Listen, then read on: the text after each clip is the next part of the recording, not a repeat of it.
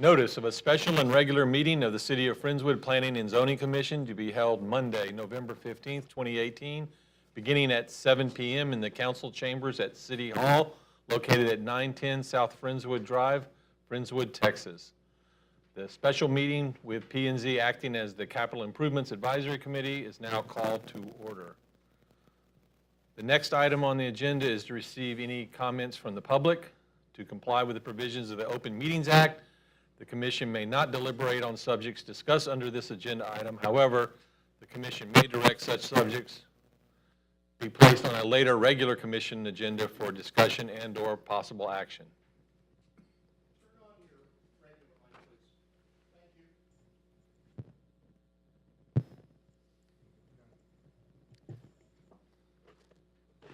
Red dot.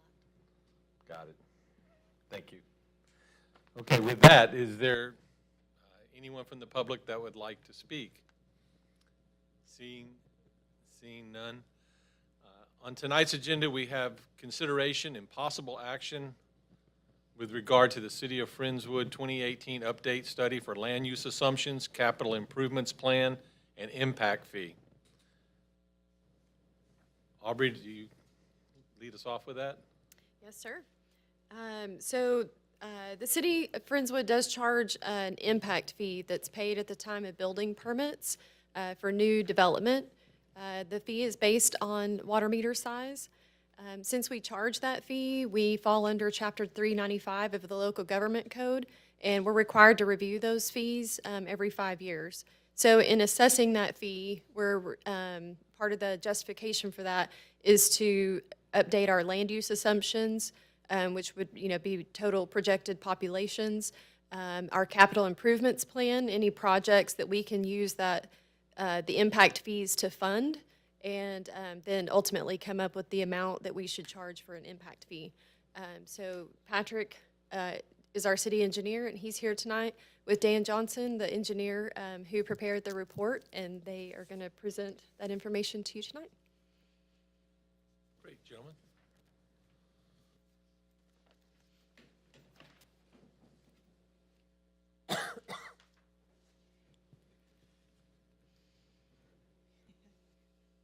So first off, I wanted to thank both Aubrey and Becky.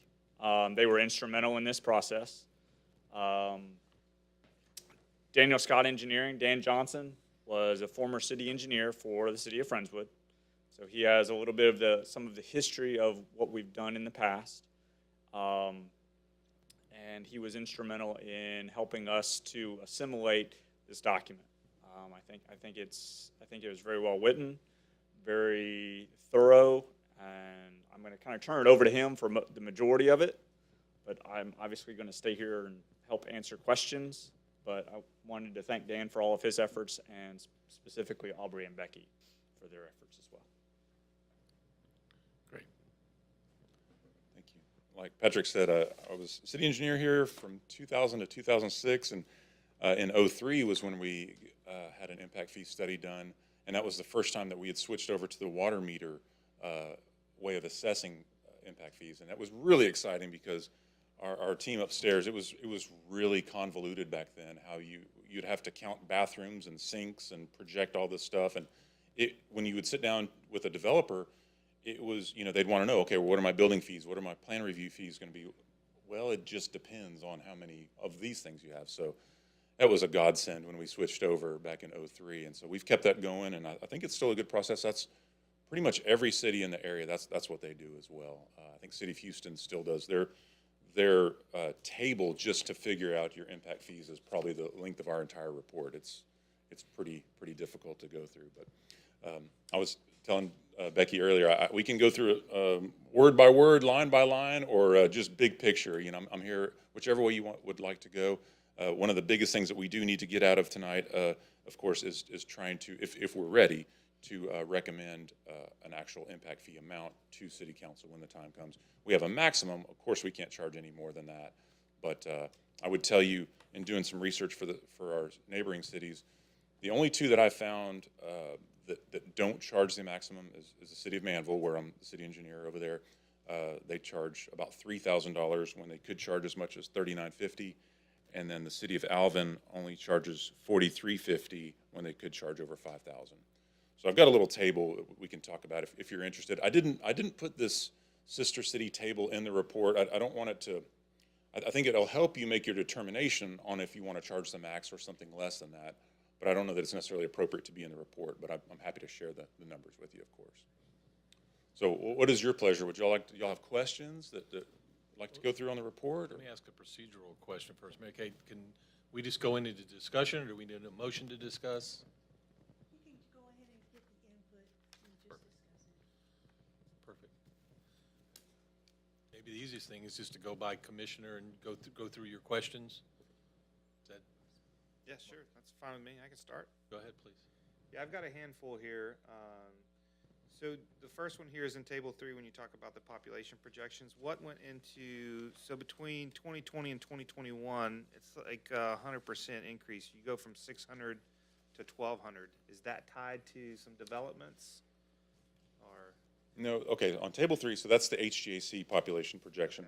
And it looks, if you look on that far column where Mr. Perry's talking about on the population increase, it's the exact same number for those first 2 years, and then the exact same number for the next, 6 years? yeah, So what that is HGAC's numbers are actually only every 5 years. So I'm just dividing those back by 5 because I needed an annual amount. So okay, of course, it's not going to be the exact same amount, but I needed to sort of interpolate inside of those 5 years. So I didn't know how to word that in the document, but I'm glad you asked the question. 'Cause okay. that's No, that helps. So that's not that population increase, that number from 600 to 1,200 is not a major driving factor for the cost. It just allows you to make some assumptions and calculations. right. Yeah, we're just kind of using that, just like demographics is tough. Where are we going to be in 10 years? Yeah. I know whenever Vision 2020 was done, we're going to be 80-20 by goodness, Yeah. when 2020 comes.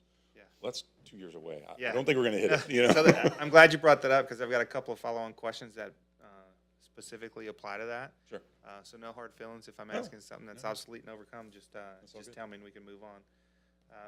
So if growth rate is not the driving force for establishing cost, do we need to adjust that, or is it not that much of an impact?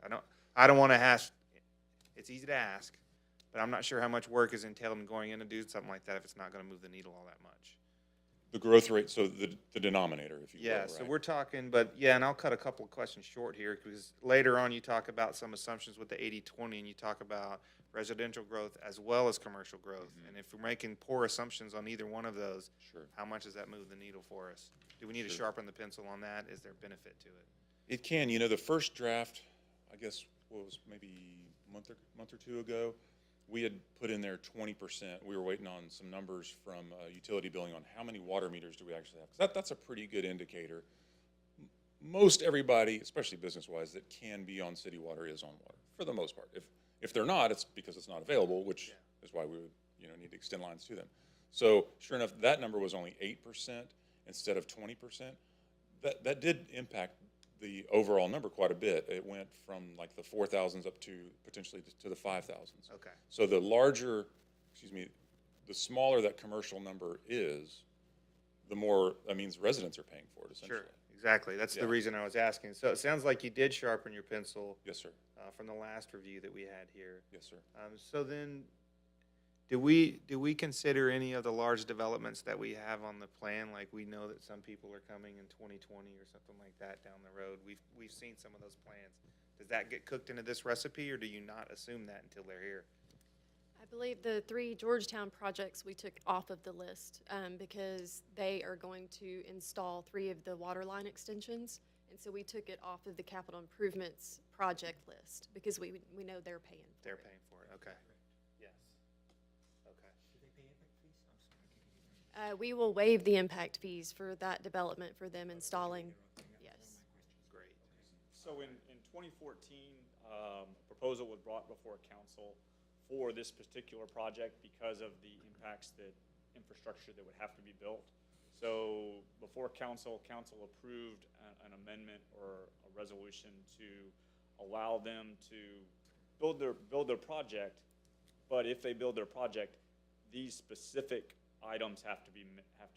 These specific infrastructure projects have to be installed. And in exchange for the millions of dollars of infrastructure that they would provide, they would A, be able to build their subdivision, but B, their impact fees would be waived.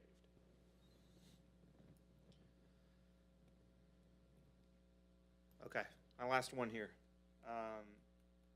And it's just a question of whether it's the norm or not. So in section 4A, somewhere around page 13, I'm not sure if it changed or not, you talk about government buildings, churches, and schools don't have to pay the impact fees. Is that a decision we consciously make as a city, or is that a norm or a requirement? Very good question. So do y'all have the one that is 24 pages long? Yes, yes, yes. Okay. So now that administrative part that you're talking about is on page 22. Is that the one that you have? So the answer to your question is both, really. Some of them, like schools, they're exempt in the actual code. It specifically says that, but there is some verbiage that says, well, if the school wants to pay impact fees, then they can. Sure. Which is cute. I don't know. Maybe, probably not. I think the first draft I had churches. Yeah, churches is no longer in there, right? Yeah, we took that Didn't we out. pull that? Yes. That was something that we pulled in Manville. That was something that they wanted to have. Okay. So that was in our study over there. Okay. It's not here. It's completely your preference. You know, these are administrative things where you have some flexibility. Yeah, yeah, I'm thinking down the road, right? When we approach those population limits or those major milestones, what flexibility do we have? And is there something that we want to do or consider now, knowing that it's not going to be another 5 years? I don't think we're going to have a major population change in 5 years, but enough to trip anything. But that's the reason I'm asking. So I'll defer to the rest of you guys to polish up some of those questions and things, but you clarified for me, so Good. thank you. Good. Questions? I didn't have any question. I didn't have any questions, but what I was looking forward to was the overview that you had offered. Sure. And then questions. So I didn't want to detail page by page, but Okay. I did want the big picture overview that. Sure. And I think Aubrey set a really good stage for this. So you don't have to charge impact fees. You're not required to charge water and sewer impact fees, but you do charge them. And if you're going to charge them, then you have to update this study from time to time. And the calculation on how you come up with these impact fees is simply, actually, Richard and I were talking about before the meeting, it's a numerator and a denominator. So it's the projects that you're anticipating over the next 10 years divided by the connections for those next 10 years. It's really that simple, of those projects divided by the people. But it's not just the people, it's actually the connections, because pretend like another grocery store comes to town. Well, they're going to have an impact to our system. They're not going to bring any population per se, because no one hopefully lives in the HEB or whatnot, but there's still an impact fee. So that's why I say it's projects divided by connections. So that's really the easiest way to explain it. You have to set a planning period. And actually, where we just were on that page 22, go 2 pages later, page 24, and that's almost like a little executive summary. That's kind of where we can hit all the big bullet points, if you will. If you see underneath summary and recommendations, there are actually several bullet points. So the planning period is for this 10-year window. The growth rate of 1.5%, that's what we've been seeing, I guess, over the last 7 or 8 years. And we looked at HGAC's number, like we were just talking about. We looked at census numbers, and then we looked at, just a couple of different data points, and it seems like that's actually probably a good number to stick with, 1.5%. We can change it if you want. We need to have justification on why we want to change it. It seems I like... saw the table on that, it looked pretty Yeah, it seems reasonable. like it's probably a good number. The projected population increase, 6,492, so I think we said about 650 people a year. The equivalent increase, now that's the part where it gets a little tricky, those service units, because that's really what we're talking about. So all the discussion here about water meter sizes, if you think about it this way, a 4-inch water meter is going to impact our water system significantly more than a 1-inch water line, right? A 1-inch water meter. So, and it's not just 4 times, it's exponential. So that's why there's all that discussion in there on, okay, how many meters do we have right now in place? How many are we anticipating in the future of these different sizes? Friendswood, years ago we adopted a minimum 1 inch. A lot of cities are only 3/4 inch or 5/8. So we're already starting out a little bit higher on how much our homes we need. In a lot of cases, you know, with 5 bedrooms, you need a 1-inch line, so it's justified. But anyway, so that's our base, and then everything from there is these exponential numbers that I'm talking about. So I can talk more about that 2434 ESU. That's equivalent service units, but that's the connections that I'm talking about, that denominator. And then the eligible costs on the water projects and then wastewater projects. We have to separate those two because they are 2 different impact fees, for the simple reason maybe water's available, but sewer's not. So you wouldn't charge sewer impact fees if they're not actually connecting to our sewer, for instance, or you wouldn't charge water impact fees if they had their own water well and there's no water anywhere in sight, but you would charge a sewer. So most of the time, I would guess, most of the time it's both, right, whenever you assess. Yeah, I would think so. But you have to do them separately. And then, then those last 2 bullet points, those are the maximum. Again, even after you do all of these calisthenics to get these numbers, then the or the government code says that you have to divide it by 2. That's the most that you could, ever recoup is 50% of all of these numbers anyway. So that's the max that you can charge. I put in a little bit of historical there, just so you can kind of see what we've been charging in the past. And like I said, I've got some surrounding cities, just if you're curious. But the reason at the very bottom of page 24, again, that's what the Impact Fee Advisory Committee, I left those as question marks. I didn't even want to taint your judgment. I will fill in those blanks once you tell me what number you all feel comfortable with. And so that's why this is definitely still a draft. It'll be final once we address all the comments tonight and put in a number there. Does that help a little bit? Yeah. Good. Yes. Thank you. Anything else? Yeah, we talked a little bit before the meeting, Dan. I was very impressed with your presentation here. I like that you show your thinking, make your thinking visible, and it allows you to kind of understand the logic behind it. And in general, I agree with Lisa and Mark that the numbers seem reasonable. When I was reading this, I saw all the projections show that we gained, 6,200 people in the 10-year periods of the 2000s and 6,700 people from 2000 to 2010. So each 10-year period had, 620 or 670 people. And since 2010, it looks like it's about 600 people. So I said, okay, if you come up with 600 number, I'm good. I wouldn't have done it as a percentage. I would have done it as an increment. But it came out to the same number. So I am good with the denominator.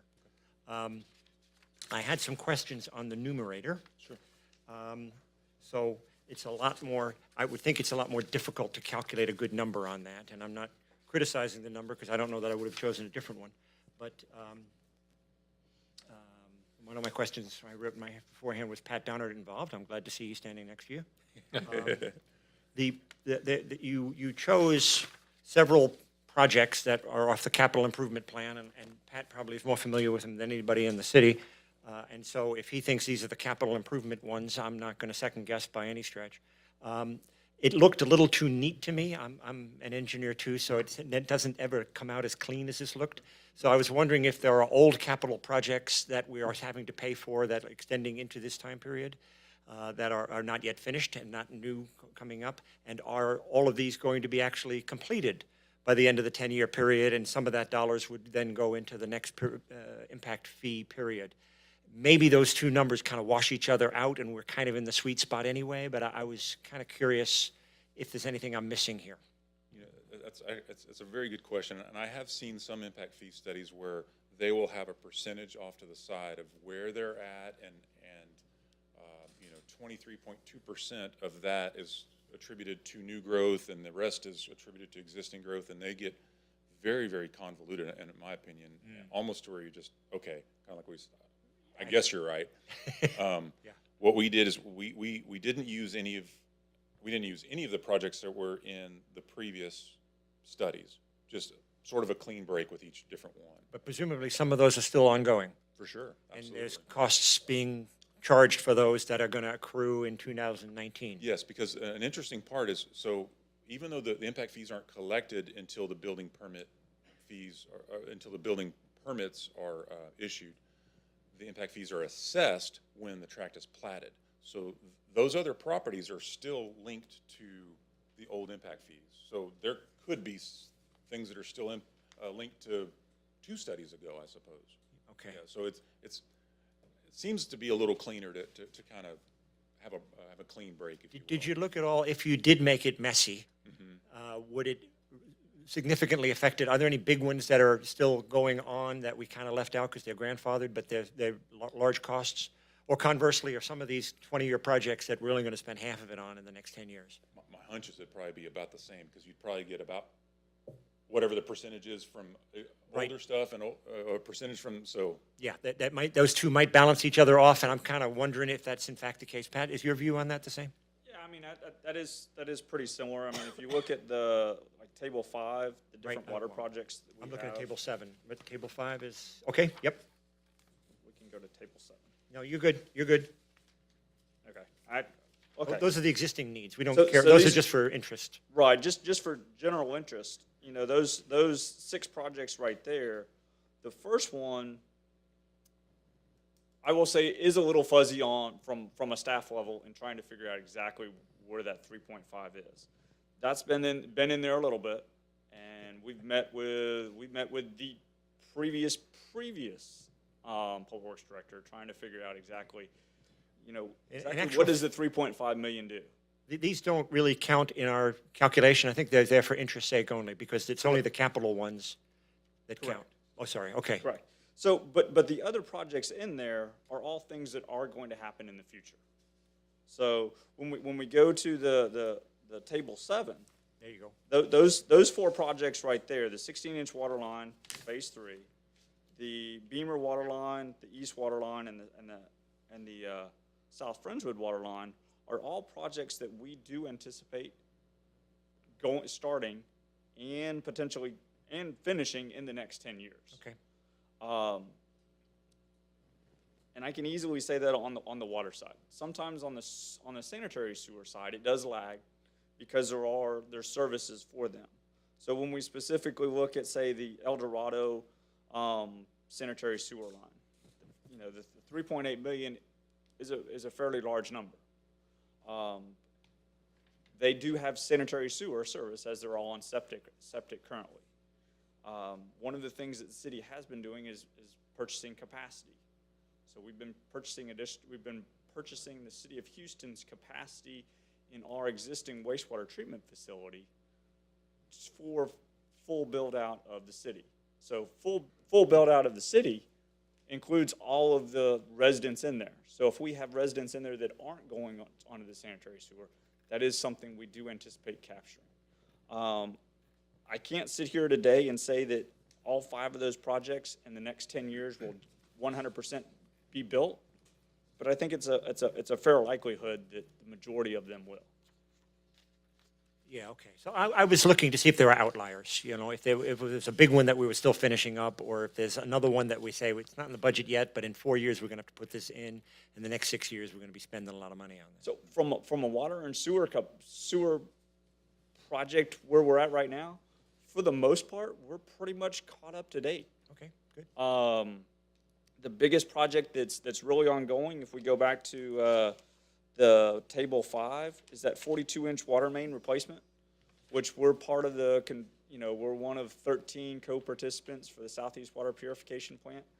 And it's taken, I started here in August of 2014, and they were in negotiations and talking about that project, and here we are 4 and a quarter years later, and you know what? We're getting closer, but we're still talking about that exact same project. Certainly 4.5 years closer, right? We're 4.5 years closer, but I would anticipate in 5 years, we're still discussing that project in some way, shape, or form, and probably in 10 years, maybe in 10 years, we're actually done with it.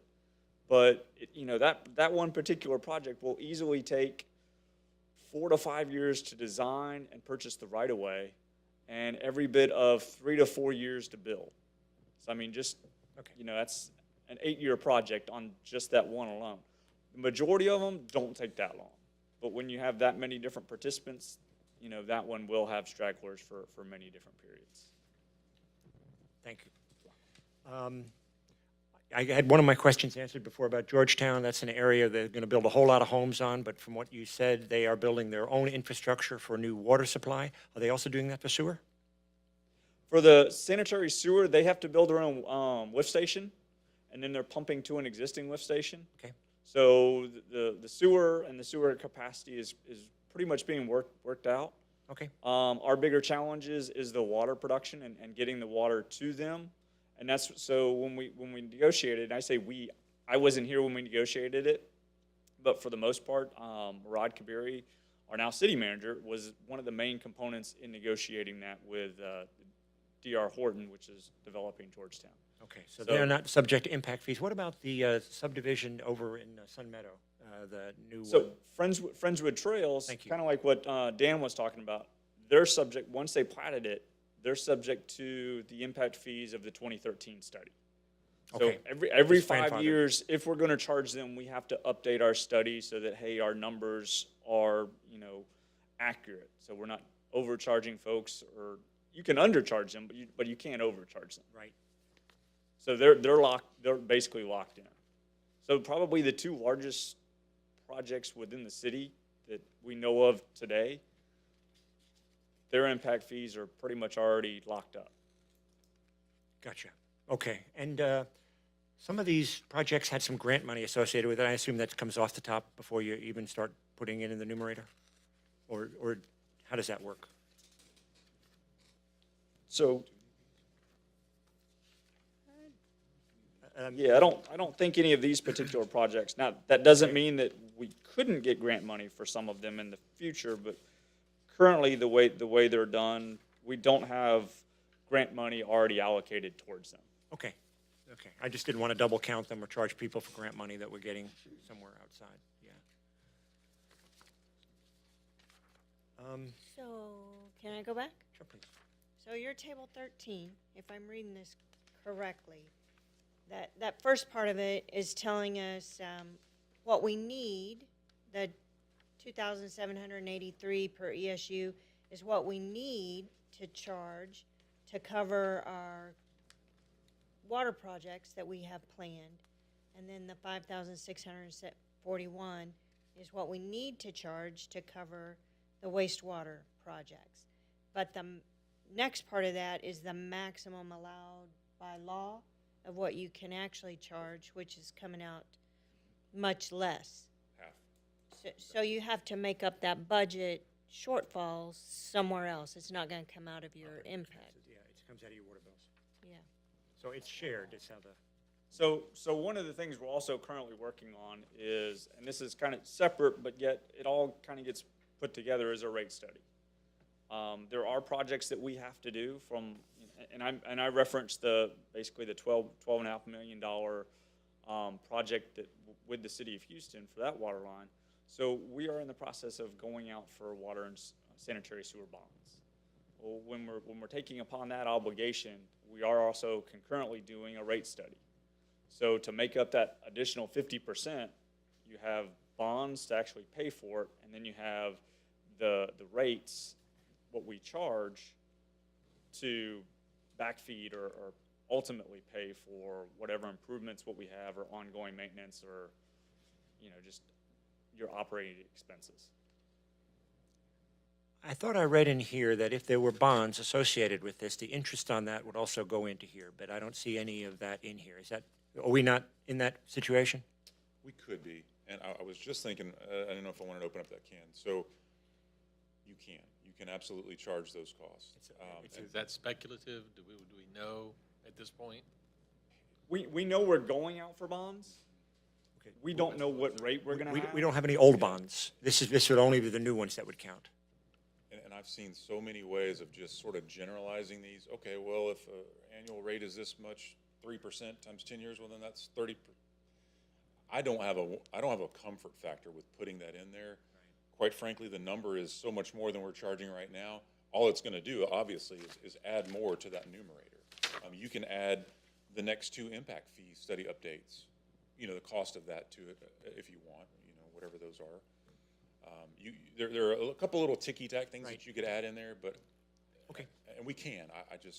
To me, that's one more thing to open it up to scrutiny, Where did you get those percentage rates? Where is that justification coming from? I see them in some impact fee studies, and I don't see them in others. So, Right now, they're not included is the Yeah, short answer. and we don't know what they are. I appreciate how it's difficult to calculate. We know it's something, and if the bonds go out, interest rates are going up. But yeah, it's all speculative, hard to put a And firm number in. you don't have to wait, if something changes dramatically, you don't have to wait 5 years to do it. You could do another study in 3 years if you wanted to, and I've seen some communities do that. The closer we get to build out, at some point, there's not gonna be an impact fee anymore, because there's nothing new to impact the system, of course, so that's reasonable, and that's why the number of projects are getting lower and lower. Capital projects, right. Capital projects, but their dollars are so high because the reason they haven't been done is because they're expensive. It's expensive to string water all the way down almost to Alvin, and all the way up to Beamer. That's why they haven't been done. One last comment or question, and then I'll go on. I've taken more than my time, I think. I noticed that typically the water fees have been in the $1,800 to $2,000, and now they're going to be dropping, which is always nice. People like that. Conversely, the sewer has always been in the $1,000-ish range, and now it's looking like it could be as high as $2,820 if we use these numbers. I presume that's because we seem to be spending more money on sewers lately and less money on water, but I'd be interested in your view. So, that is something that we've kind of, when I started, we were tasked with doing a sanitary sewer assessment. And that was something that we did in 2015. We did a master plan over the entire city where we had inflow meters so we could find out, hey, what are the worst parts of the city? Once we finished that, we've started doing almost on an annual basis where those different pockets are so that we can capture where the infiltration rates are the highest or where the infrastructure is the worst, so that we can then, go through and do different projects to rehabilitate the sewer. From a water perspective, not that, when you have a leak in a sanitary sewer, you have a lot more stuff going in, therefore you're paying more for cleaning it, processing it, and then kicking it out. From a water production standpoint, you see the leaks a lot easier. You know where the leaks are, you're able to fix those leaks, as opposed to not necessarily, you might not ever see it on the sanitary sewer side. Right. Of course, that's maintenance, and we're talking capital. Correct. So what I'm hearing is that you have more capital expenditure, or proportionately more on the sewer side than you do on the water side, which is driving the numbers different than they've historically been. I don't know if that's a bad thing or a good thing, it's just a thing, I guess. Right. But it's a question that if somebody was stepping back, they would ask the question, why are the sewers going up, and oh, by the way, why are the waters going down? And I'm assuming it's because capital-wise, we're spending more on sewers than we are on water. And for whatever reason, it kind of balances over time, I suspect, but right now we're in a swing where it's more sewer, less water.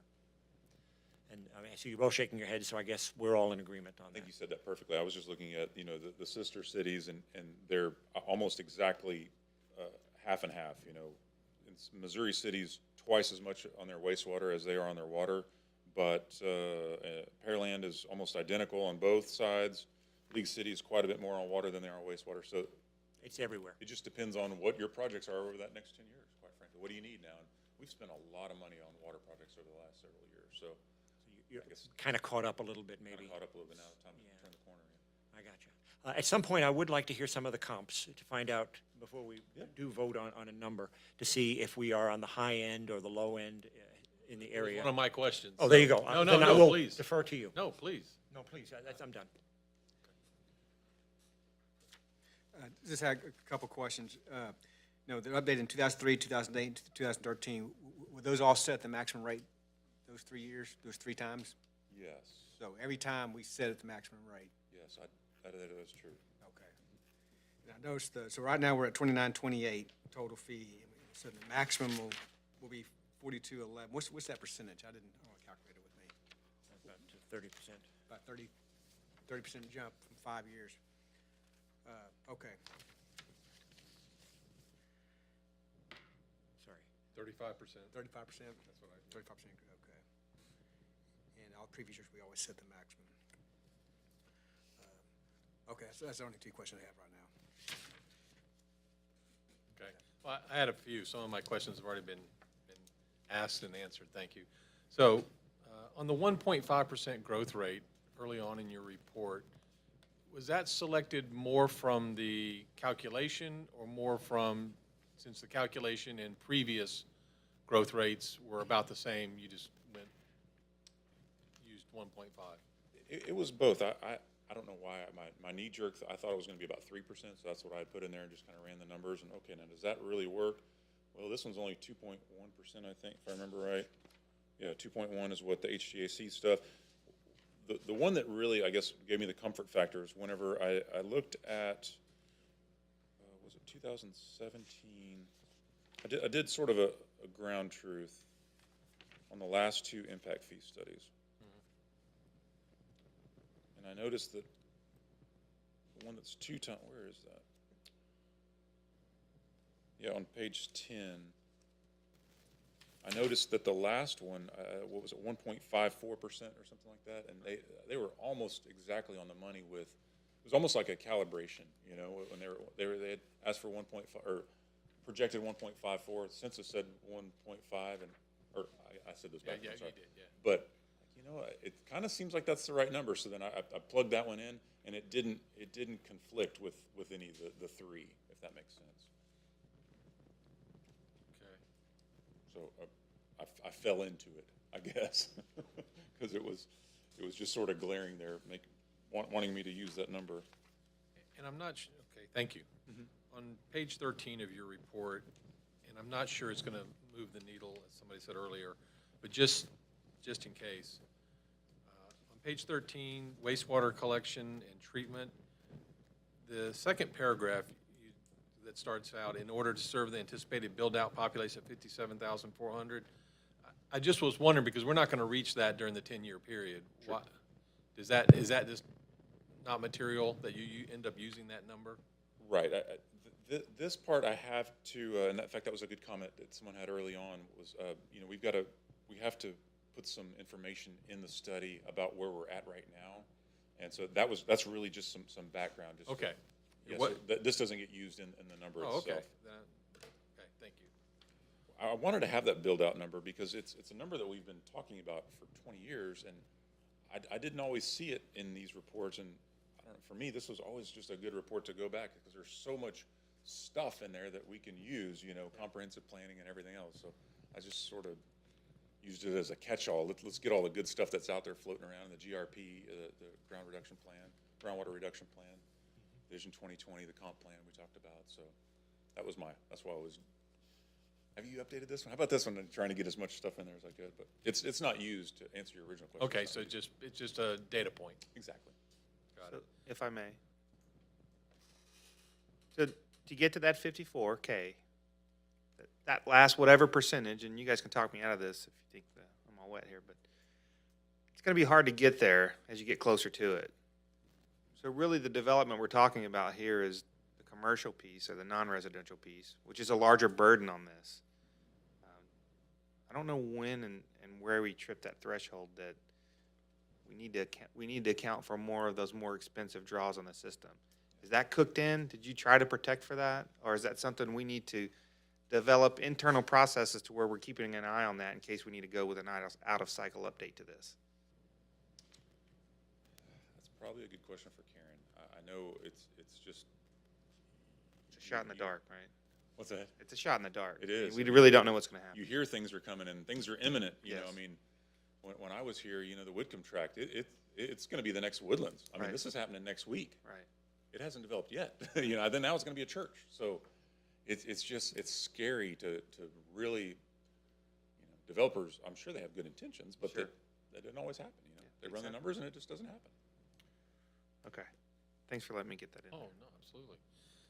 Patrick, this is more for you. Building upon Rich's questions about Table 7, which is our capital improvement plan, I just kind of, to make sure we all understand, are those projects developed from an engineering study, best practices, developed by the city of Friendswood based on experience and knowledge? So really where that comes from is our capital improvement program. Right. So the last time we did one was 2017. And that's where a lot of the numbers come. That's where a lot of the projects come. So as you move forward, and we'll be doing one actually probably sometime in the first quarter of 2019, we look at, hey, what's been completed, what still needs to be done, and what new project has surfaced since the last time this was updated. So, Ground truth in the numbers too. I think that's where. yeah, Is that developed internally? it's developed 100% internally. We don't, People who know it the best. right.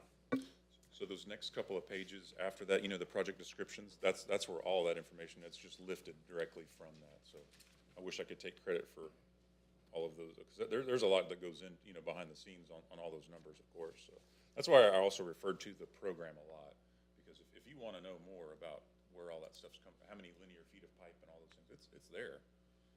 They've done the hard I work. noticed you did not have the descriptions in earlier, as this was a big improvement, because before we just had the titles, and we were kind of trying to infer what that was, so I think that made it better.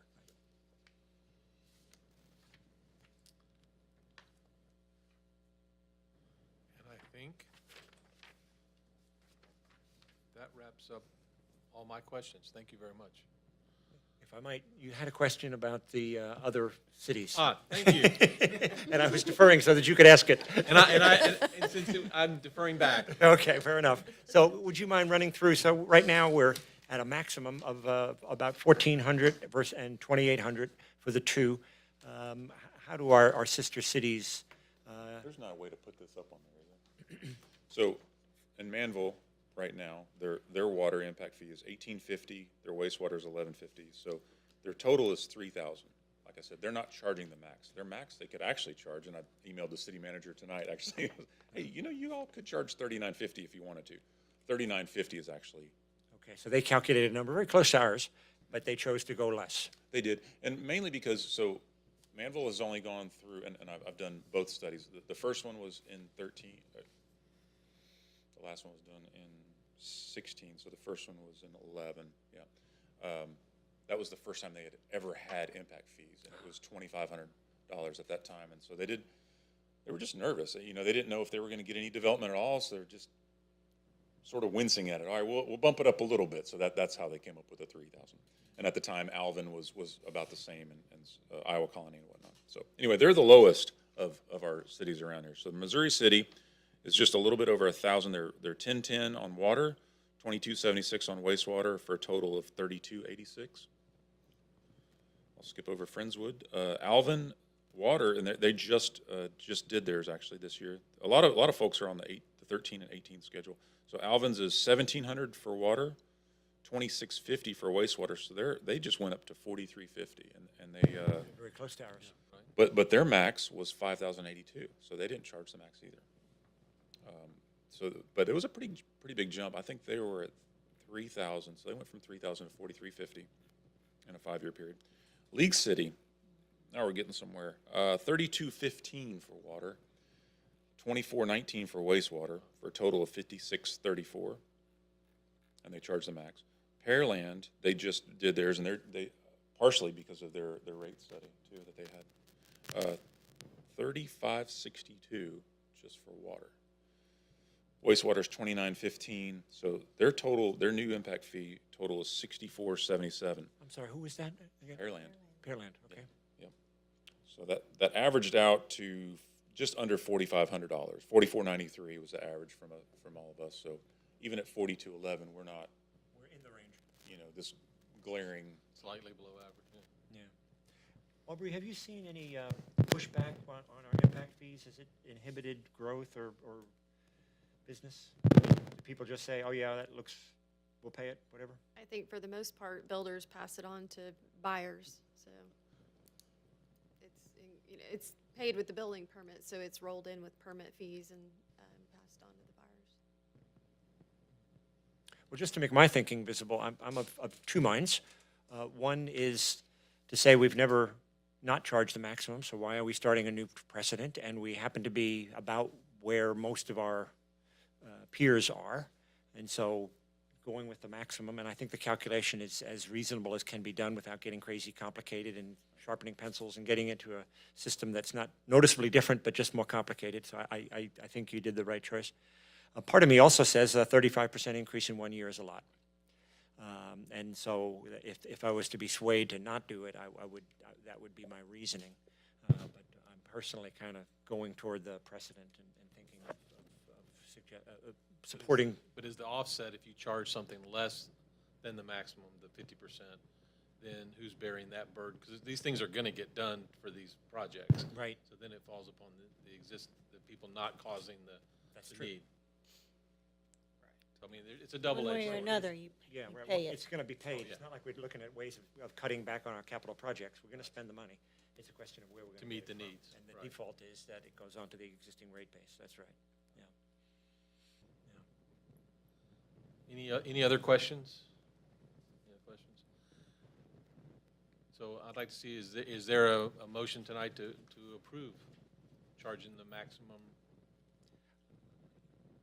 Yeah, As recommended. I am good to make that motion, that we approve the, charging the maximum as recommended in the impact fee study report we have in front of us. Yeah, I'll second. Okay, then all in favor? Appears to be unanimous. Thank you very much. Nice job. Thank you all. Thank you all, and I failed to mention Mary Kay. Her efforts in going through Chapter 395 were very helpful, so I apologize for not saying that earlier. I appreciate the explanation, though. Thank you. Great. With that, there's no other business under this particular part of our meeting, so this special meeting is now adjourned. Nope. We don't do that part. We're adjourned. Now we're going, Now we have another meeting. yeah. The regular meeting for the Planning and Zoning Commission is now, is that correct? Yeah, it's now, no, yep, it's now called to order. It is correct. Next on our agenda is any communication from the public or committee liaisons to P and Z. And seeing that there's no one here, we'll move to the next item. Next on our agenda is the consent agenda. These items are considered routine or ministerial in nature and will be enacted with one motion. There will be no separate discussions of items unless a commissioner or citizen so requests, in which case the item will be removed from the consent agenda and considered separately. Is there a motion to approve the minutes from the November 5th, 2018 regular meeting? So motion. Second? Motion. We have a motion and a second. All in favor? Unanimous? Next on our agenda are the action items. According to the Planning and Zoning Rules of Procedure, R 2010-09, all action of the commission shall be made by an affirmative vote of 4 or more members of the commission present at such commission meetings. Our first action item is consideration and possible action regarding the preliminary plat of Clear Creek Community Church of Friendswood. Is there a motion to approve? Motion to approve. Is there a second? Second. Any discussion? Aubrey? Oh, there you go. Thank you. So this is the Whitcomb property, or Friendswood Town Center planned unit development that was, there was an ordinance approved for that back in 2015. So this is a partial plat of the 135 acres that makes up the old Whitcomb property. This does fall under the partial plat requirements of the subdivision ordinance. They did provide the exhibit on the face of the plat, and then the owner's acknowledgement that they will plat in the future, you know, in accordance with current laws at that time, was in your backup material. Basically, the plat right now is a restricted reserve for the church, a commercial piece, and the detention pond reserve that will serve both of those tracks, as well as the road easement where it'll connect to Towns Road, a line across 528. For access to the church property.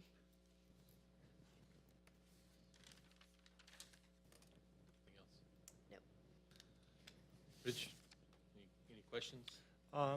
Yeah, I spent a lot of time with a planimeter, Aubrey, and maybe you can help me, but this reserve, restricted reserve A, matches up with what I think is parcel A in the agreement that was put together back in ordinance 2015-18.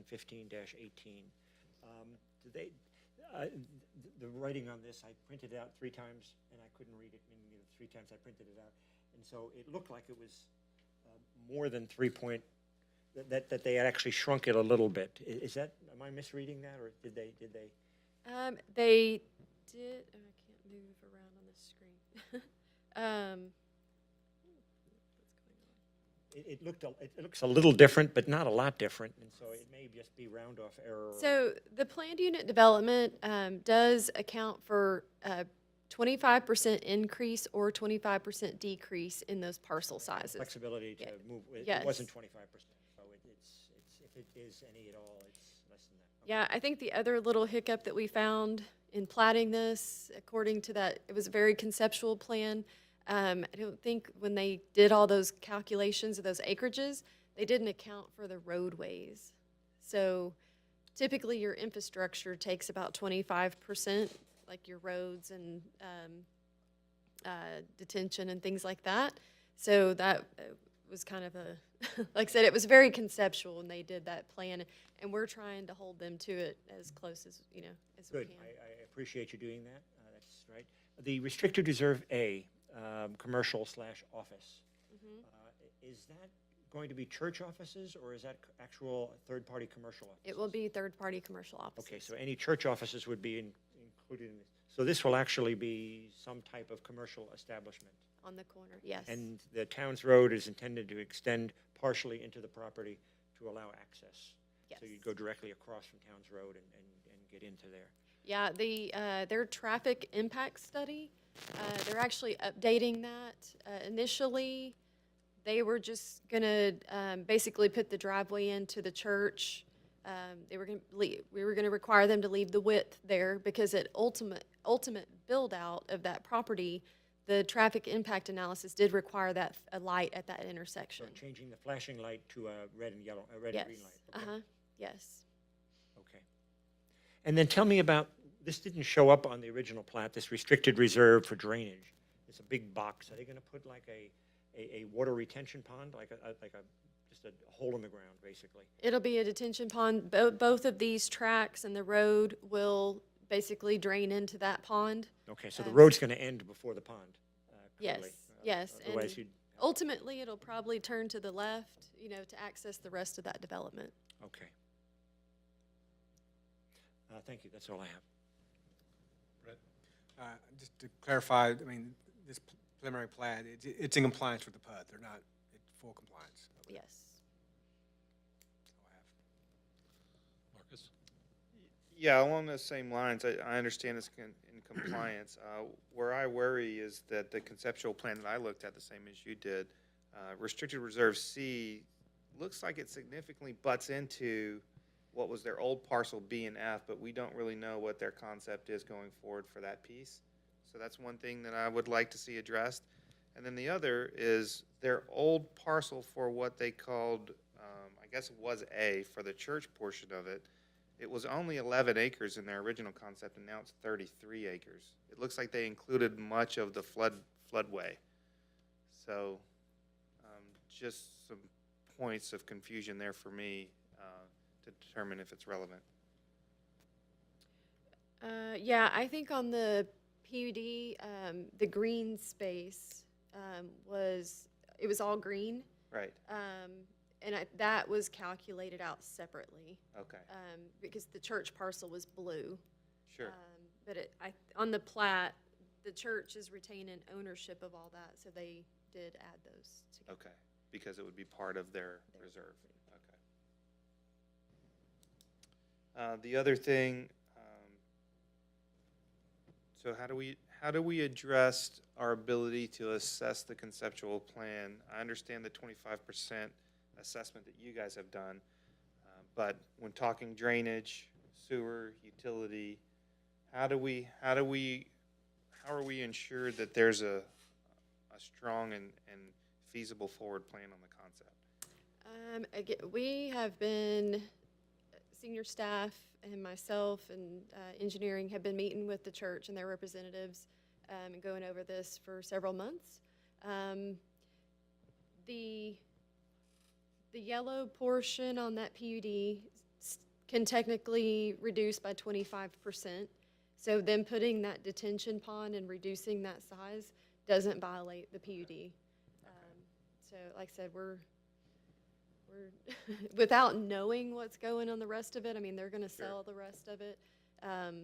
It's, like I said, I think the important thing right now, we have the town's road alignment. You know, the church is on their original property that, you know, they were approved for, and we're trying to protect the rest of it for, you know, good development. You know, I've said this to the church, you know, they're gonna build their church and they're gonna sell the rest of the property, but us as a city have a very vested interest in the rest of that property. We want it to develop. We don't want it to sit empty. So we want to protect the access. We want to protect, you know, where they can put drainage and all those items. Okay, I'm glad you mentioned that, because my last comment here would be, I remember much discussion the first time this came around about lift station and sewer, and that is part of the drawing that I had missed earlier, so I wanted to make sure it was pointed out that up in the top right-hand corner, they do allocate 1.39 acres for that lift station. Yeah, we're working through 2 sets of infrastructure plans. So they are being required to extend the water and sewer as required. They had to do that just to serve the church, and we've, you know, explained that from day one. So we're reviewing their infrastructure plans where they're going to extend those services, and then also their private water and sewer, you know, when they get the services on their property to the church. Thank you. So what I wanted to ask about is, this is right on Clear Creek, right? Mhm. And we all know from Harvey that what says it's in shaded X or in floodplain 500 doesn't end up that way in a great big flood. And I'm not convinced that's the only time we're going to see large flooding. And I live closer to Clear Creek than these are even showing. So is this all based on what they thought the floodplain was from years ago, or are they taking into account at all that This would, what happens currently may? I believe they are going under the current 2017 It says here in maps. the So it's really, you Yeah. can read that? 2017 FEMA numbers. So basically with all their, I mean, with their development, they're gonna, you know, have systems to collect all that water and direct it to, because this property was completely underwater in Harvey. Yeah, it So, was. I mean, they'll be required to build the buildings up. You know, their parking will hold water. They'll have their storm sewer systems that will collect it, and hopefully their detention pond is big enough to hold it. So. It's all about what's upstream. Well, and they have that big Harris County, the flood control ditch, you know, is between here and Bay Area Boulevard. But even with that big ditch, a lot of 528 over there was underwater. Thank you. Well, that led to a question that I had is, what will we see any of this again? What will we see as further development of this property? So you will see the final plat. So that'll just be you know, without the contours and the signature blocks and all that. So final plat, they will be required to put in the public infrastructure, so extending that water line. And then city council will have to accept that work.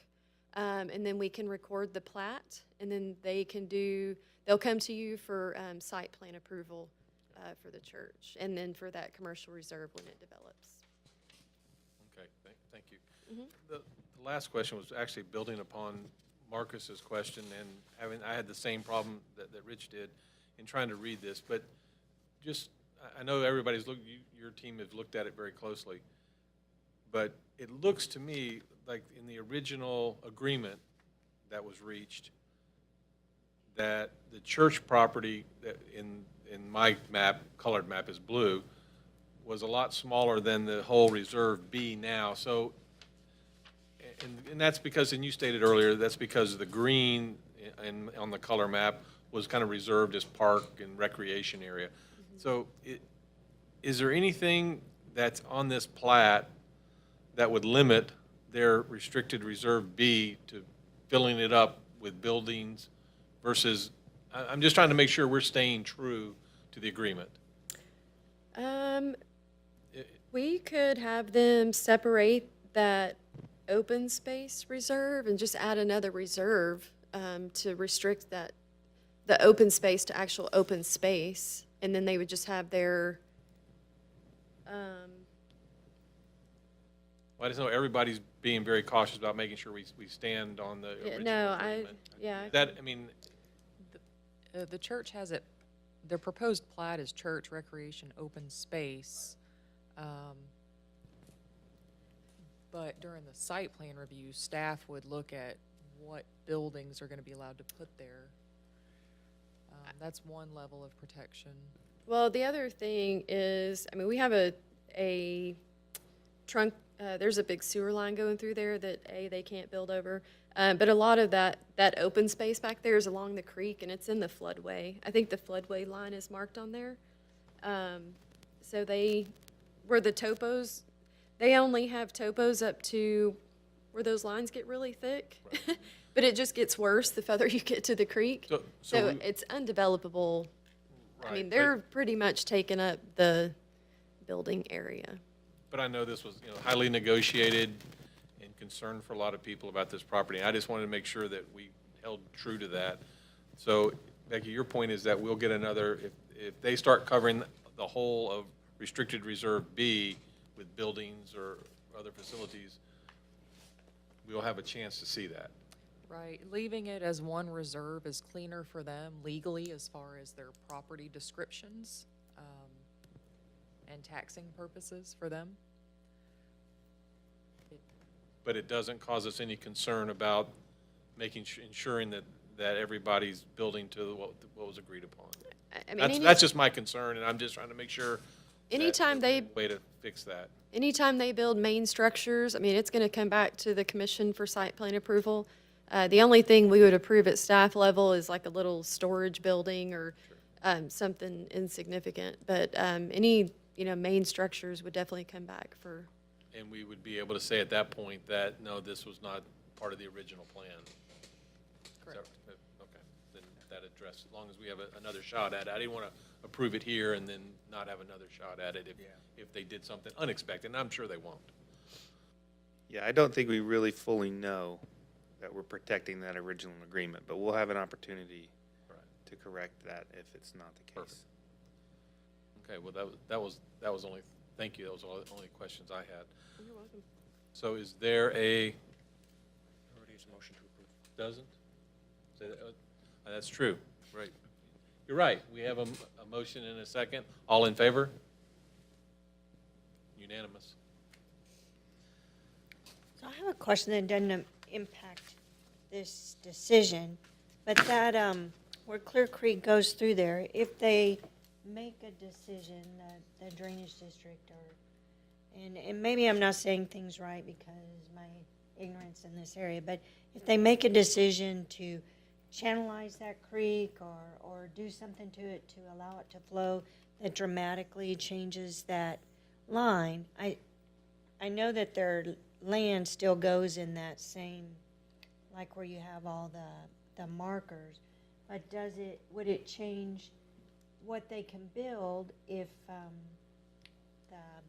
floodplain changes? Yes. If the floodplain were to change, they have to comply with those regulations. The dotted line on that plat is property that they are dedicating right-of-way to Harris County. So they're not even gonna own that. They're giving that to Harris County for right-of-way. That's part of the plat. They have to go through Harris County Flood Control District.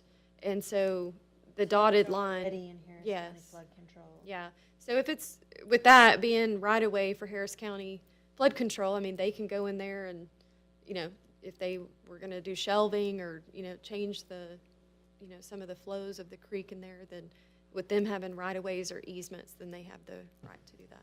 You're talking south of that limit of topography information, Yes. that dotted line that Yeah, runs along the creek. nearly horizontal or perpendicular with the creek, parallel Yeah. with the creek? Okay. There's a, it's a future 340-foot wide ultimate right-of-way that they're gonna dedicate with separate instrument.